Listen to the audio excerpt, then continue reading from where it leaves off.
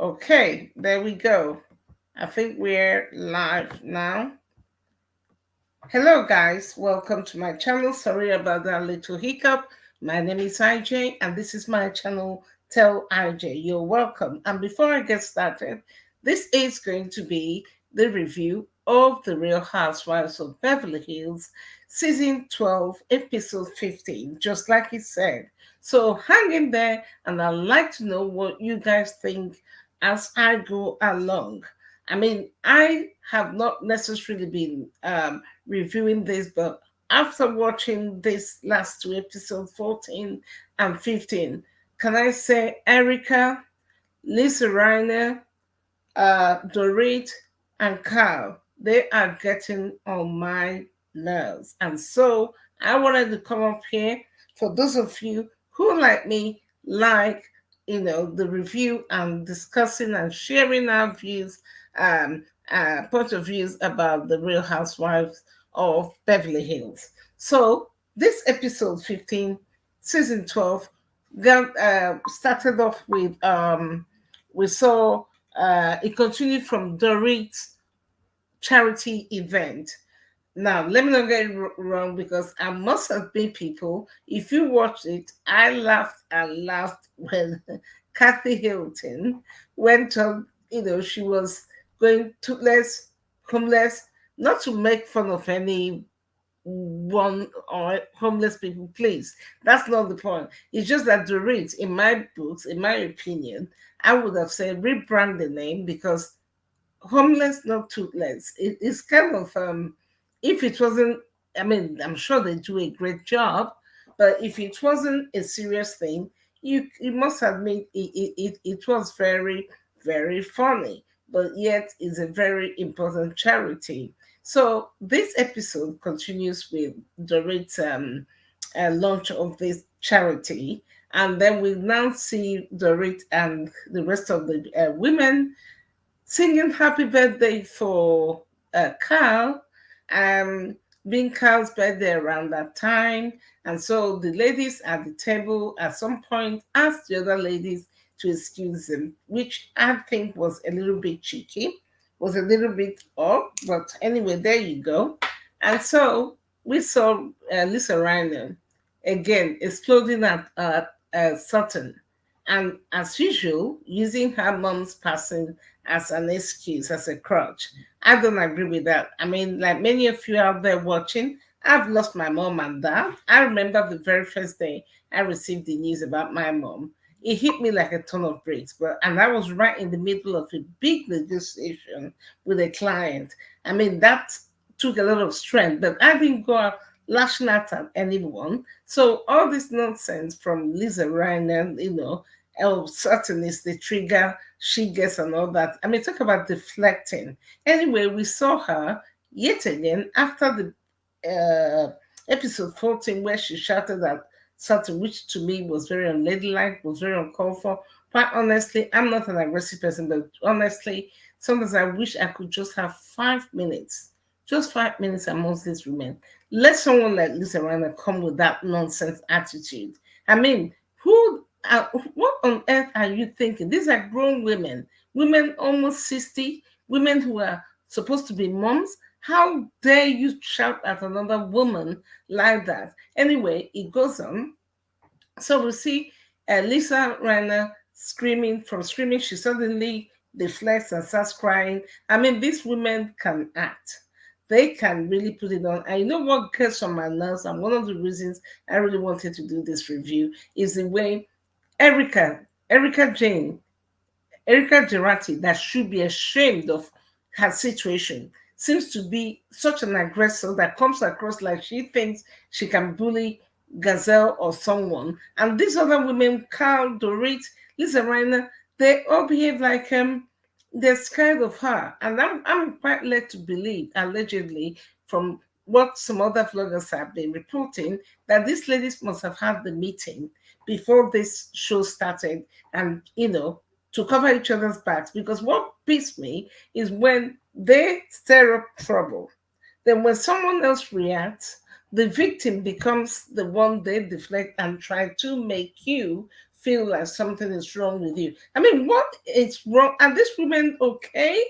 Anyway, we see her. She goes from screaming at Sutton. She starts crying. And then the next moment, they all, again, for the umpteenth time, she keeps telling Sutton she's forgiven, she's moving on.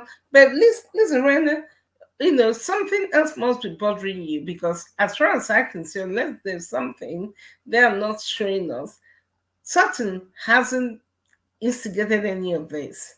I mean, we saw Erika last year. All the other women were very scared of asking her questions. What's wrong with asking questions? You ask your doom, you don't ask your doom. And Sutton was the only person who had the guts to actually ask questions. But Erika, there she goes again. The one that should have her head covered is the one that comes aggressive. And Sutton, I have to give it to her. She's a real Southern belle. She holds her own. She's not like Erika going, trying to be so unladylike about like a bully. Sutton holds her own in her own words. She says, I am a cult. I don't see that with Sutton. I see that you're like me. I like to think I'm kind, but I'm not a follower and I'm not a pushover. I like to give people respect, but when you start disrespecting me, I don't have to shout at you. I just act with my actions. Does that make sense? Anyway, so we go ahead from there, we'll move on. And during this charity event, what else is there? Yeah, we now see a scene where Carl's daughter comes with her fiance, and it was nice to see the family, you know, um, having dinner. In honor of Carl's birthday, of course, and she received all these gifts. Beautiful bottle of sparkling bottle of champagne from Garcelle. She received a beautiful gift from Sutton, and so on the table they were talking about. The daughter was, talking about the kind of wedding she looks forward to having. She's not looking to have an expensive kind of wedding and all that kind of thing. And it was just nice. And Carl talks, and they show us flashbacks about how when she married Mauricio, the kind of challenges she faced, whereby she'd been a Catholic and marrying a Jewish Mexican and wasn't initially accepted by Mauritius family. So she felt like she had to walk through all those years of learning to be trusted and be accepted and all, not wanting her daughter, to go into a family where she has to face the kind of challenges really that she can face as a mother and as a wife. I can understand that. I'm one of the lucky ones. I'm married and I never really had any, and I didn't in fact have any obstruction or objection, I should say, from my parents-in-law. Neither did my parents have any objection towards my husband. So I can understand that. So we carry on, and as we go along, um, the show's another scene where Crystal. Now, let me say something about Crystal. I do like Crystal. Crystal comes across a bit delicate. And as we know, Crystal has gone ahead in the previous episodes to share her eating disorder situation.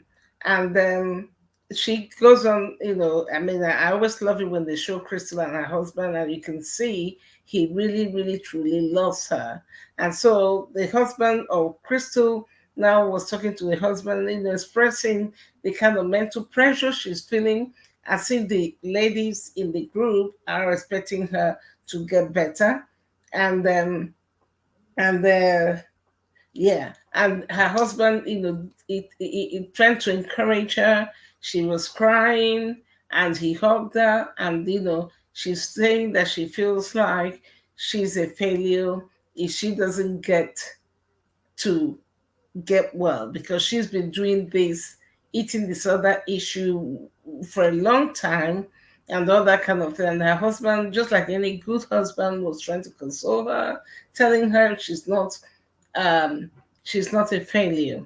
And I think personally, if I were Crystal, maybe she needs to take a step back or a break from the show, because we saw in episode 14 when Sutton quite rightly told the ladies she didn't feel comfortable them talking about Crystal.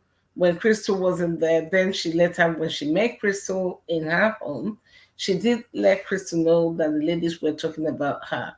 And I must point, even the way, I mean, everything that comes out of Erika's mouth and Lisa Reiner and Kyle is so contradictory.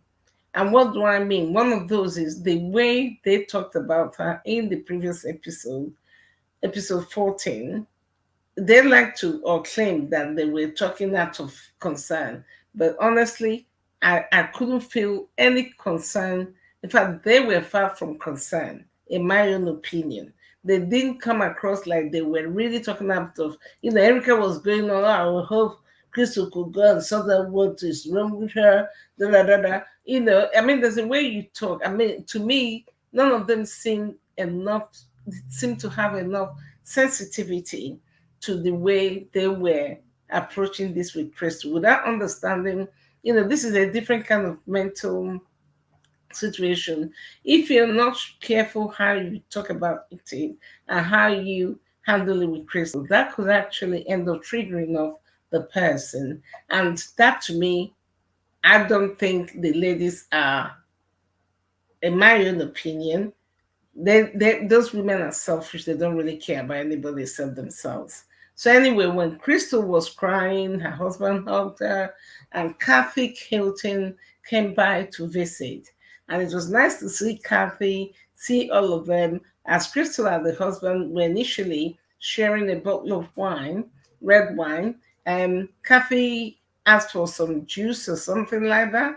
And when they this particular scene was, initially it annoyed me because Kathy seems to, I do like Kathy Hilton, but there are some people, I don't know if it's deliberate on her part, or I really don't know. Is it her nature? Is it age? Is it, I don't know. But some people don't seem to read the room, especially when you have something important you're talking about or going on, and someone suddenly cuts off, like it doesn't really bother them. Does that make sense? And they only talk when it really bothers them.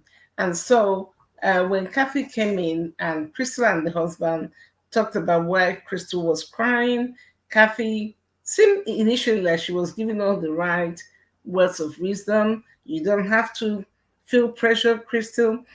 If the ladies ask you again, tell them this is you. Tell them it's your business. You have to deal with it. Then, in a split of a second, there was Crystal crying and sniffling. And Kathy just went, "Do you have cheese? Huh? Huh?" I would have, if I had to rewind it, "Do you have cheese? The crackers?" And they went from, you could see Crystal's husband's face for a split moment, was like, "Huh?" And obviously gathered himself together and said, "Oh yeah, I can get that for you." And they suddenly laughed about it, but I mean that's Capitol Hill thing for you. And anyway, so yeah, so let me see. I made some notes so I don't forget. So anyway, so they showed that scene. That was nice, and it was nice to see their friendship. With Kathy and Crystal are here in real life. They're actually good friends. They're actually close friends, and so then they show us uh, Garcelle and Carl.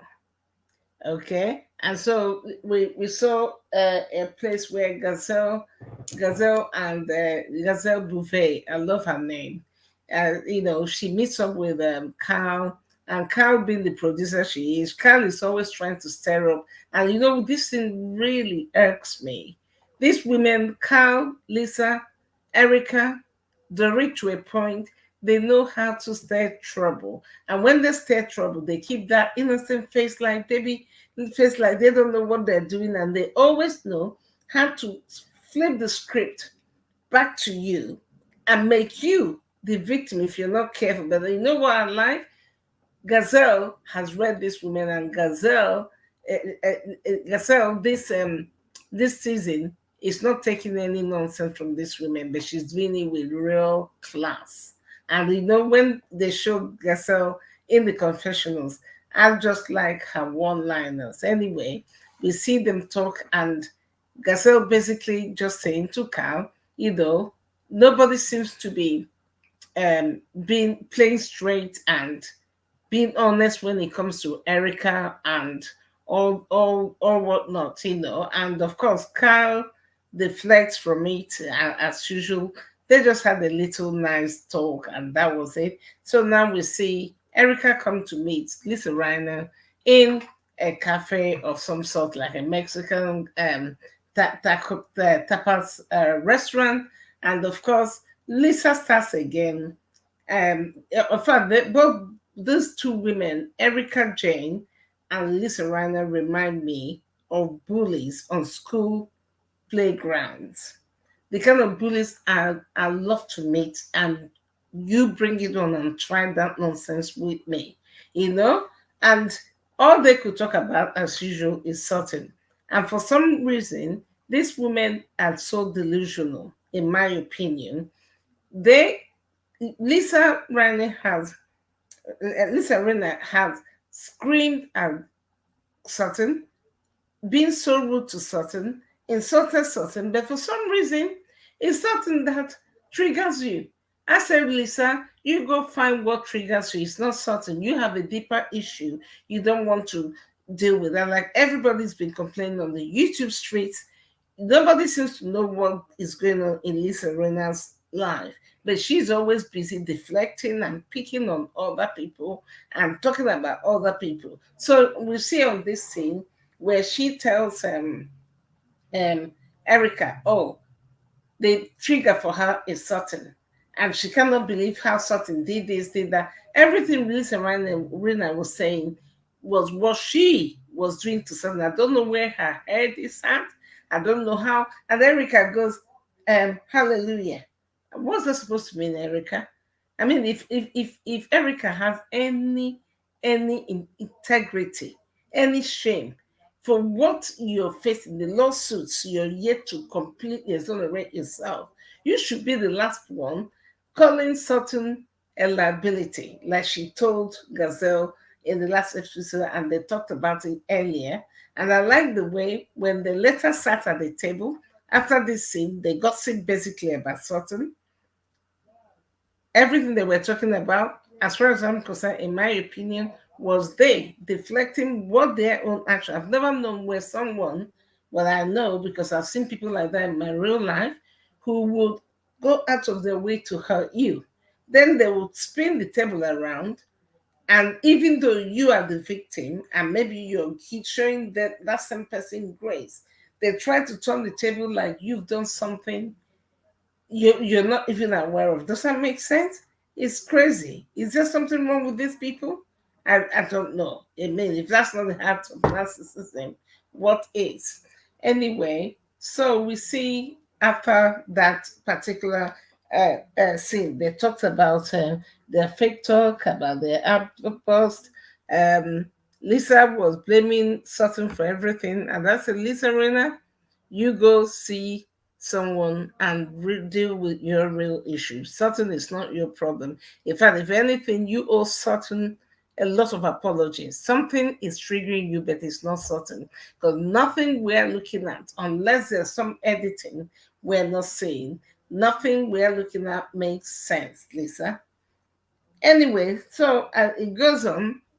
Lisa talks about relaunching of her, what do you call it? Relaunching of her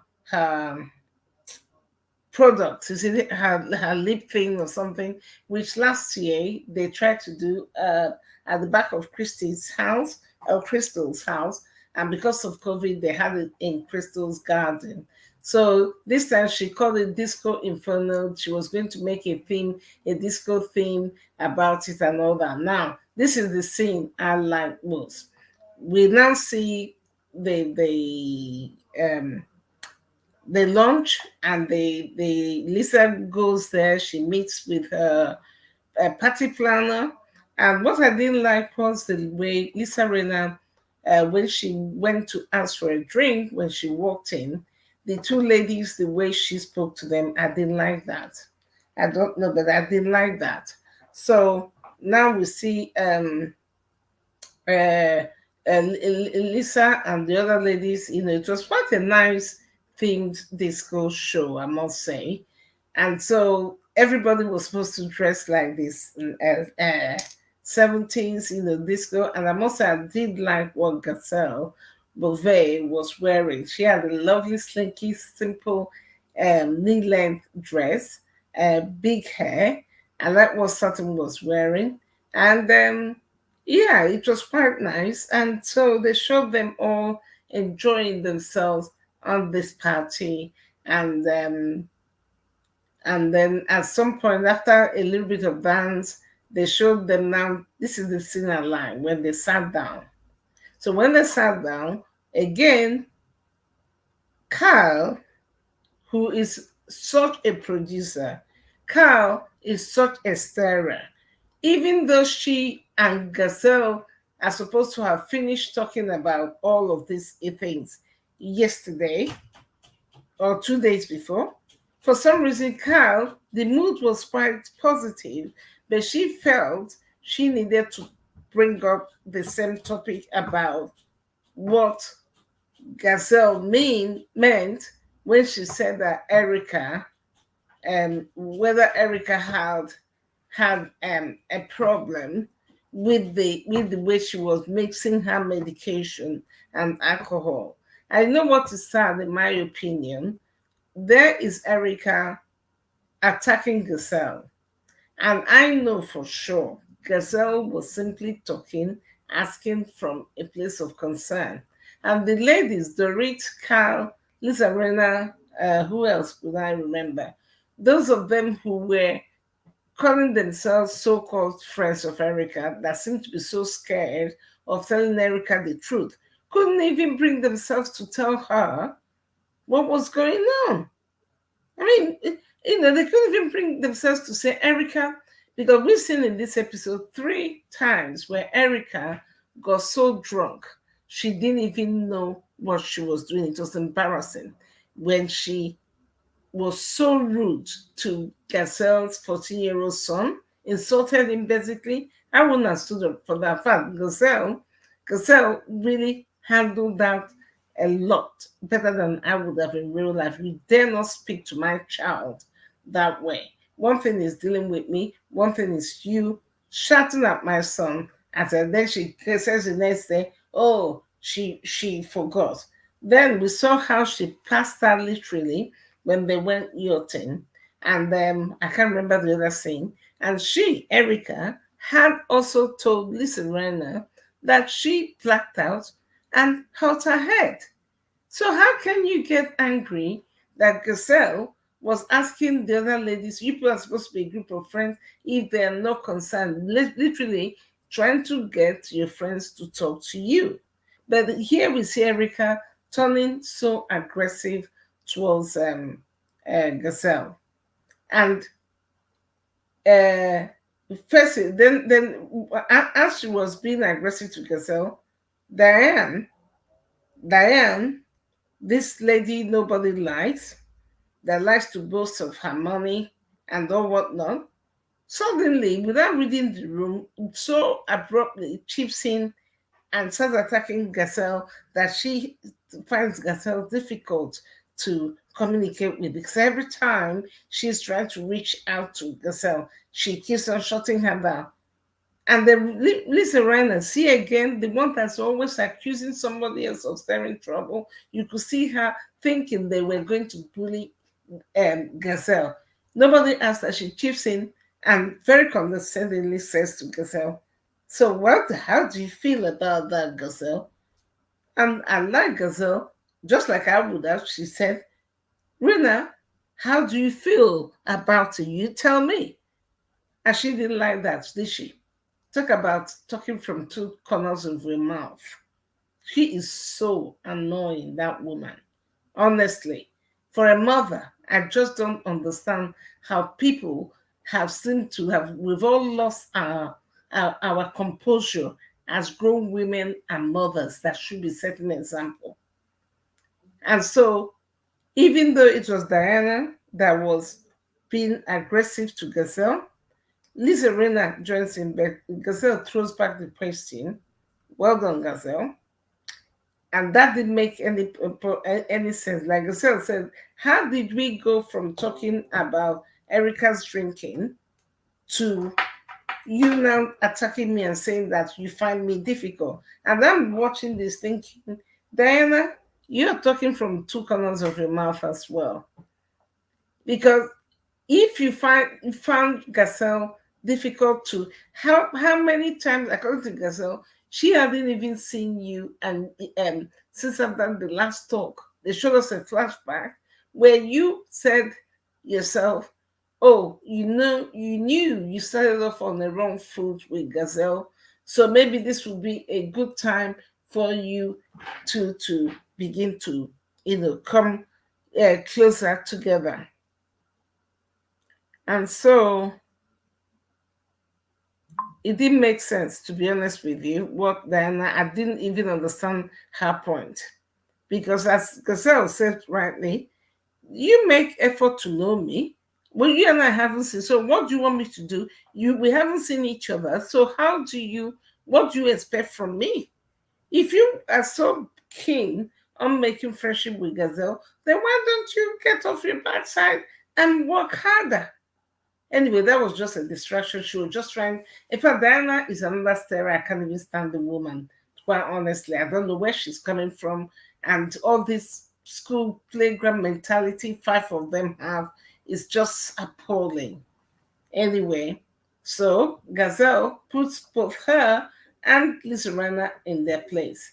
Then Erika continues to attack Garcelle, and Garcelle throws it back. And Erika is accusing Garcelle that she was not asking out of real concern, that she was only asking, trying to make Erika feel, yeah, to make Erika look bad.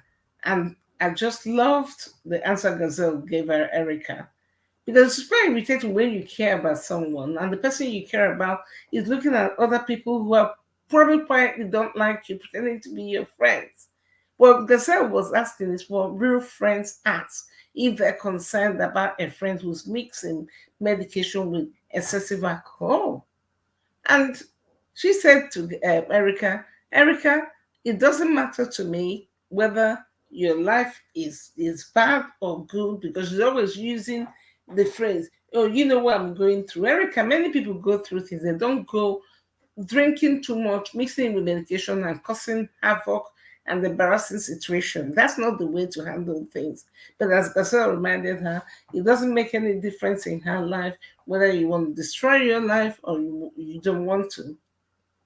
And she went on to say, Erika, I don't have to make you look bad. You can do that yourself. And you can destroy your life if you like. I'm paraphrasing here. So, in fact, in that situation, I just love the way Garcelle, with class and eloquence, dealt with it. And as for Diana that said, oh, I don't really know you. And Garcelle went, I don't really know you either. And then as Garcelle said in her confessionals, if you want to get to know me, Google me. And yeah, Google Garcelle. Garcelle have been a star from a long time. So if you don't know her, get to know her, Google her, and find out who she is. And so after that argument, we saw Kathy Hilton was still trying to remember this charity of Dorit. She said it toothless or hopeless or codeless or toothless. The way she and Garcelle were laughing, you can tell they do both have a genuine friendship there. And I'm sure Carl is not liking it because we know there's ups and downs between these two sisters, sadly enough. And so we see this episode, I would say, I would like to know what you would rate this episode, because for me, I would say it was a 8.5 over 10. And so they closed off the episode with Kathy Hilton laughing. The read didn't find it funny. She was telling her it's a charity, it's a charity. But somebody there should tell Dorit to rebrand that name. I mean, homeless for toothless. It doesn't sound right. I know it's a good job they're doing. It's a wonderful charity, apparently, to help people who are homeless. with them. I think the doctor they brought them is donating a cosmetic makeover of, for those that like all those kind of things. And of course, we saw PK earlier on having veneers in his teeth and all that. And all I'll say, PK, you're very brave to have carried teeth as let me not say. Mm-hmm.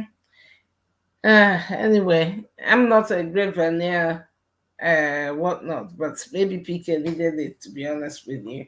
Anyway, on that note, we're looking forward to episode 16. We saw little flashes here and there, where I think Garcelle, I can't wait to see it, where she told Erika, because Erika did call her a liar during the argument, which again didn't make sense because Garcelle was getting Erika with one liners, and all Erika could come up with, so you're a liar. I'm thinking, where, what, where did she lie? What did she do? She didn't lie.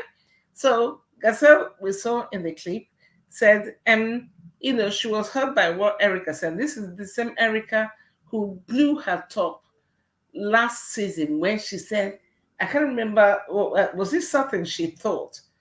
She didn't call her liar, but she thought she was called a liar, and Erika lost it. But here she is, stupidly, in my opinion, saying to Garcelle, so you're a liar. What did she lie about? Garcelle didn't lie about anything. She told you what she told you. She only asked about your drinking from the other women to see if they were concerned. And then we see Garcelle in the clip for next week saying, I'm very offended by what you called me, Erika. And as such, I did something and I unfollowed you. I like that. Show those women they are cowards who like they're only as powerful as their clique. You know those cliquey people you see when you're in primary school, secondary school, even as grown adult women, I can stand it. And I'm like, Garcelle, if you think you can gang up on me, I will show you I can stand on my chair. I don't need a gang to feel strong because that's how Rena, Gazelle, Rena, Erika, Carl, Dorit, and Diana are looking. Even when something is so blatant, they are wrong. You see them covering up for each other, and the way they always deflect back to the person they should be apologizing to, it gets on my nerves. Anyway, on this note, please drop me a comment. If you come by this live show and you've watched The Real Housewife of Beverly Hills, Season 12, Episode 15, I'd like to know your comments. I'd like to know what you think about this show. And on this note, please hit the like button, so share this video with your friends and family, and subscribe to support my channel. And I hope to see you on my next review. And I will be dropping in the review of Married to Medicine. And then I do talk about other things on my shows. And I will soon be bringing in storytelling times. And if you do have a story yourself you'd like to share, please, drop me a line and we can do live together. Or if you want to write and share your story anonymously, I promise to keep it confidential, keeping your name confidential. Please, by all means, drop me a line. And thank you again for stopping by. And on this note, I'd like to say thank you for joining me tonight. I'm broadcasting from London. And for all of you that are so far following my channel from wherever in the world, US, Africa, UK, you're very welcome. And by the way, look out for the reviews of The Real Housewife of Cheshire. Is coming soon, and I'll be doing review every week on The Real Housewife of Cheshire. So on this note, people, I'd like to thank you again for stopping by, and please don't forget to like this video on your way out and support my channel. And thank you once again for stopping by. Bye bye. Thank you.